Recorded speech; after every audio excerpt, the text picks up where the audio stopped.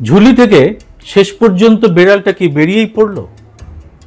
প্রায় যুদ্ধের মুখে এসে দাঁড়িয়েছিল ভারত ও পাকিস্তান, কিন্তু অপারেশন সিন্দুরের পরিসমাপ্তি ঘটিয়েছিল আমেরিকাই। আর তা ঘটানো হয়েছিল শুল্ক বাণিজ্যের হুমকি দিয়েই। এটা আর এখন শুধু ট্রাম্পের দাবি হিসেবে রইল না, ঘটনাটা রীতিমতো নাটকীয় মোড় নিয়েছে। এবার আমেরিকার ম্যানহাটন ফেডারেল কোর্টে একেবারে হলফনামা দিয়ে আমেরিকা সরকার জানিয়েছে ঠিক কি পরিস্থিতিতে তারা এই যুদ্ধ থামাতে এগিয়ে এসেছিল এবং তাদের কি কথায় এই যুদ্ধ বিরতি হয়েছে। এটাই আজকের সবচেয়ে বড় খবর। আর তাতে ভারতের রাজনীতিতে কি অবস্থা তৈরি হলো সেই বিশ্লেষণই আনবো আজকের এই এপিসোডে। তবে তার সঙ্গে রাখবো আর একটা চাঞ্চল্যকর বিষয়, সেটি হলো এই লড়াইয়ে সবচেয়ে লাভ হলো কার?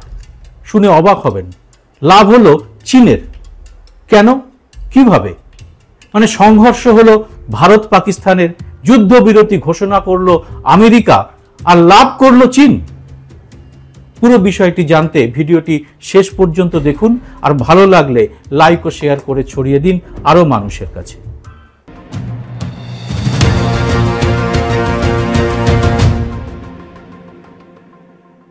নমস্কার, সবাইকে স্বাগত। আমি সুব্রত বসু। ভারত পাকিস্তান যুদ্ধ এর আগেও হয়েছে একাধিকবার। প্রথমে 1965 সালে, তারপর 71, পরে কার্গিল যুদ্ধ, যেটা ঠিক পুরোপুরি যুদ্ধ বলা যায় না। বারে বারেই পাকিস্তান হেরেছে। এবারেও ভারতের ব্রহ্মস মিসাইল যখন কামাল করছিল, যখন শোনা যাচ্ছিল রুশ এয়ার ডিফেন্স সিস্টেম S-400 বা সুদর্শন চক্র সমস্ত রকম পাক আক্রমণ প্রতিহত করে দিয়েছে, ঠিক তখনই সমস্ত ভারতকে চমকে দিয়ে সুদূর আমেরিকা থেকে ডোনাল্ড ট্রাম্প জানালেন যে ভারত পাকিস্তানের যুদ্ধবিরতি হয়ে গেছে। তিনি তা করে দিয়েছেন। ভারতবাসী স্তব্ধ হয়ে তা শুনলেন। বিজেপির অনেক অন্ধভক্ত আপার খেপে গিয়ে ট্রোল করতে শুরু করলেন নিজের দেশেরই বিদেশ সচিব বিক্রম মিশ্রি এবং তার পরিবার এবং কন্যাদেরও। যেন যুদ্ধবিরতি বিক্রম মিশ্রি করিয়েছেন, মোদি তা করেননি। কতটা মূর্খ হলে এরকম কল্পনা করা যায় সেটা কিন্তু ভাবার মতো বিষয়। এরপরে সবাই ভেবেছিলেন এর কড়া প্রতিবাদ করবেন মোদি। তিনি বলবেন, না, ট্রাম্পের কথা একেবারেই মিথ্যে। আমরা সবাই এরকম একটা বীরত্বের কথাই আশা করেছিলাম তার মুখে। কিন্তু তিনি যাত্রা পার্টির অনেক ডায়লগ দিলেন অপারেশন সিন্দুর নিয়ে। তার শিরায় নাকি গরম সিন্দুর বইছে, এত কথা বললেন, কিন্তু ট্রাম্পের দাবি নিয়ে একটা শব্দও বললেন না। আর এর মধ্যে ট্রাম্প গত 18 দিনে মোট 9 বার এই একই কথা আওড়ে গেলেন। কিন্তু মুখে বলা এক কথা, আর এবার তিনি সব সীমা পার করে দিয়েছেন একেবারে লিখিতভাবে তা পেশ করে। এবার আসছি সে কথায়। এবার আমেরিকার ম্যানহাটনের ফেডারেল কোর্টে হলফনামা জমা দিয়ে ট্রাম্প প্রশাসন জানিয়েছে এই যুদ্ধবিরতি তাদের কথাতেই হয়েছে। কি হয়েছিল বিষয়টি?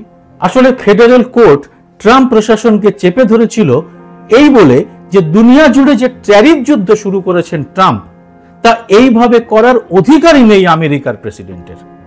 ওই অধিকার আছে কেবলমাত্র আমেরিকান কংগ্রেসেরই, প্রেসিডেন্টের নয়। মানে এটা ট্রাম্পের এখতিয়ারের বাইরে। ট্রাম্প প্রশাসন প্রথমে 1971 সালের তৎকালীন প্রেসিডেন্ট নিক্সনের উদাহরণ দিয়ে জানিয়েছিল তৎকালীন প্রেসিডেন্টও এভাবেই শুল্ক নীতি প্রয়োগ করেছিলেন। কিন্তু তাতেও ফেডারেল কোর্ট ট্রাম্প প্রশাসনের এই যুক্তি খারিজ করে দেয়। আর তারপরেই তুরুপের তাস হিসেবে ভারত পাকিস্তানের সাম্প্রতিক লড়াইকে সামনে আনে ট্রাম্প প্রশাসন। কোর্টে হলফনামা দিয়ে বলা হয় যে ট্যারিফ চাপানো বা ট্রেড ওয়ার বা বাণিজ্য যুদ্ধের কথা বলেই এই ভারত পাক যুদ্ধ থামানো গেছে। না হলে দুই পরমাণু শক্তিধর দেশের মধ্যে যুদ্ধে কয়েক লক্ষ মানুষের প্রাণ যেত। অর্থাৎ গোদা বাংলায় ট্রাম্প প্রশাসন ভারত পাকিস্তানের যুদ্ধকে নিজেদের হাতিয়ার করল কোর্টে। ট্যারিফ নিয়ে ডোনাল্ড ট্রাম্প যে বিভিন্ন দেশকে হুমকি দিচ্ছিলেন তা যে যথার্থ, তার যুক্তি এভাবেই তাদের দেশের কোর্টে প্রতিষ্ঠা করার চেষ্টা করেছে ট্রাম্প প্রশাসন। অথচ এই যুদ্ধে অন্য আগের যে কোনো যুদ্ধের মতোই ভারতই এগিয়েছিল। পাকিস্তানের পরমাণু অস্ত্র কেন্দ্র নূর খান এয়ারবেস ভারতের ব্রহ্মস মিসাইল গুড়িয়ে ধ্বংস করে দিয়েছিল। অর্থাৎ পরমাণু শক্তি হাতে নিয়েও পাকিস্তান তা প্রয়োগ করার মতো জায়গায় ছিল না। অথচ কোর্টে ট্রাম্প প্রশাসন ওই পরমাণু অস্ত্র প্রয়োগের কথাই উল্লেখ করেছে। ওই অস্ত্র প্রয়োগ করলে লক্ষ লক্ষ মানুষের প্রাণ যেত বলে তারা বলেছে। ট্রাম্প প্রশাসন এগিয়ে এসে যুদ্ধবিরতি ঘোষণা করেছিল বলেই নাকি অতগুলো প্রাণ বেঁচে গেল। এবং এই যুদ্ধবিরতি ঘোষণা করার ক্ষমতা ডোনাল্ড ট্রাম্পকে দিয়েছে এই ট্যারিফ ঘোষণা করার ক্ষমতাই। মানে এই ক্ষমতা থাকার জন্যই ট্রাম্প হুমকি দিয়ে এত বড় একটা কাজ করতে পেরেছেন বলে আমেরিকা সরকার দাবি করেছে। আর এই দাবি তারা একেবারে হলফনামা দিয়ে জানিয়েছে কোর্টে।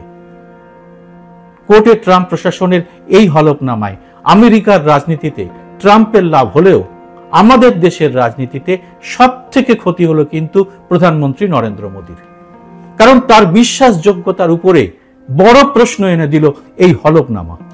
প্রধানমন্ত্রী নরেন্দ্র মোদী এবং বিজেপি ও তাদের আইটি সেল গত কয়েকদিন ধরে ট্রাম্পের যুদ্ধবিরতির ঘোষণার কথার কোনো প্রতিবাদ করেননি। সেনাবাহিনীর পোশাকে নরেন্দ্র মোদীর ফটো চাপিয়ে প্রচার চলছে বিহার সমেত যে সমস্ত জায়গায় ভোট আছে সেই সব জায়গায়। সেই সঙ্গে ট্রেনের টিকিটেও এখন দেখা যাচ্ছে নরেন্দ্র মোদীর মুখ, যেন তিনি এই যুদ্ধে পাকিস্তানকে ভালো টাইট দিয়েছেন। কিন্তু তাকে টাইট দেওয়ার যে দাবি করছেন ট্রাম্প, তার কোনো জুৎসই জবাব কেন তার কাছ থেকে আসছে না?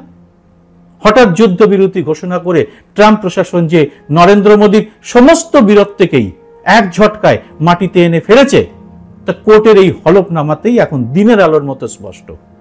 তাই মোদীর কথা, তার ছবি যতবার সামনে আসবে ততবারই কি উঠবে না ট্রাম্প সরকারের হুমকির সামনে মোদীর মাথা নত করার কথাও, যা ভারতের ইতিহাসে আগে কোনো প্রধানমন্ত্রী করেছেন কি? কারণ এতদিন এসব ছিল ট্রাম্পেরই মুখের কথা, কিন্তু এবার তো আর এটা ট্রাম্পের মুখের কথা নয়। কোর্টে রীতিমতো হলফনামা দিয়ে আমেরিকার সরকার এই কথা জানিয়েছে। মানে ওটাই আমেরিকার সরকারের সরকারি বক্তব্য। আমেরিকার সরকারি বক্তব্যের প্রত্যুত্তর ভারত সরকারকে দিতেই হবে, না হলে গোটা বিশ্ব মেনে নেবে এটাই ঠিক। ভারতের মৌনতাই তা প্রমাণ করবে বিশ্বের কাছে। এখন দেখার কতদিনে রা কাটেন নরেন্দ্র মোদী, নাকি চুপ করে এই বিষয়টিও পাশ কাটানোর চেষ্টা করবেন তিনি। আর তাতে কি পার পাবেন তার সমর্থকরাও? নিজেদের কাছে তারা কি জবাব দেবেন? তবে কি এই প্রশ্ন উঠবে বলেই নিজে বিভিন্ন দেশে গিয়ে পাকিস্তানকে সন্ত্রাসবাদী রাষ্ট্র হিসেবে ঘোষণা করতে পারেননি প্রধানমন্ত্রী মোদী।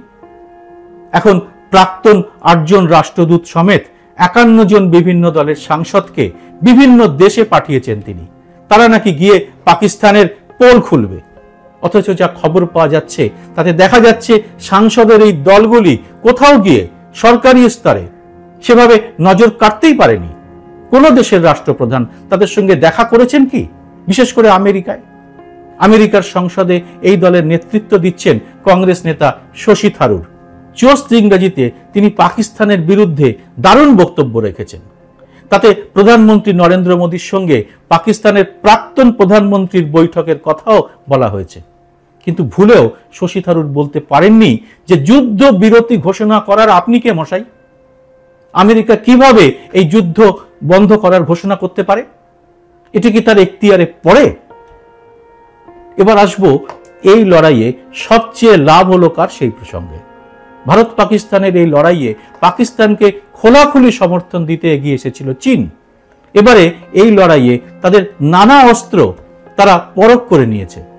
আর তাতে আন্তর্জাতিক বাজারে চীনের অস্ত্র প্রস্তুতকারক সংস্থাগুলির শেয়ার দর চচ্চর করে বেড়ে গেছে। চীনের তৈরি 10C এবং JF-70 যুদ্ধ বিমান, সেই সঙ্গে ER-2 এয়ার মিসাইল পাকিস্তান এই যুদ্ধে ব্যবহার করেছে এবং যুদ্ধ বিশারদরা মনে করছেন চীন এই পরীক্ষায় পাশও করে গেছে। কিন্তু চীন যে পরীক্ষায় পাশ করেছে তার প্রমাণ কি? প্রমাণ অবশ্যই শেয়ার বাজার। কারণ সেখানে যারা বিনিয়োগ করেন তারা অনেক দেখে শুনে বিশেষজ্ঞদের দিয়ে রিসার্চ করিয়েই কোটি কোটি ডলার বিনিয়োগ করেন। চীনের অ্যাভিক চেংদু এয়ারক্রাফট কোম্পানি J-10C এবং JF-17 যুদ্ধ বিমান তৈরি করে। যুদ্ধের বাজারে ওই কোম্পানির শেয়ার দর বেড়েছিল 36%। আর অ্যাভিক এরোস্পেস যারা সামরিক বিমান ও কপ্টার তৈরি করে, হংকং স্টক এক্সচেঞ্জে তাদের শেয়ারের দর বেড়েছে 6%। একইভাবে শেয়ার চড়েছে চীনের সামরিক ইলেকট্রনিক্স যন্ত্র নির্মাতা সংস্থা জুজৌ হোন্ডা ইলেকট্রনিক্সেরও। এর কারণ কি? অপারেশন সিন্দুরের পরে আরো একটি অভূতপূর্ব ঘটনা ঘটেছে। গদি মিডিয়া অবশ্য এসব খবর সামনে আনবে না, কারণ তাতে নরেন্দ্র মোদীর ইমেজের আরো 12টা বাজবে। খবরটা হলো, এবারের যুদ্ধের পর দেখা গেছে চীনের সমাজ মাধ্যমে এক অভূতপূর্ব ছবি। আন্তর্জাতিক বিভিন্ন সংবাদ মাধ্যম দাবি করেছে যে চীনা সৈনিকদের একটি অংশ যুদ্ধবিরতি ঘোষণার পর রীতিমতো উল্লাস করছে, নাচ গান ফুর্তি করছে। কেন এটা হলো? কারণ বিশ্বের সবচেয়ে বড় বাজার অস্ত্রশস্ত্রের বাজার। চীন এই যুদ্ধে নিজেদের তেমন ভাবে না জড়িয়েও, এতটুকু ক্ষতি স্বীকার না করেই এই বাজারের লাভ তুলে নিল। এটাই কি তাদের উল্লাসের কারণ? বিশ্বজুড়ে কার্যত বন্ধুহীন হয়ে পড়া এবং ট্রাম্পের হুমকিতে যুদ্ধ বন্ধ করে দেওয়ার অভিযোগের ফলে আমরা এর থেকে ঠিক কি লাভ করলাম? সেটা কি ওই ভোট বাজারে নরেন্দ্র মোদীর যাত্রার ডায়লগগুলি?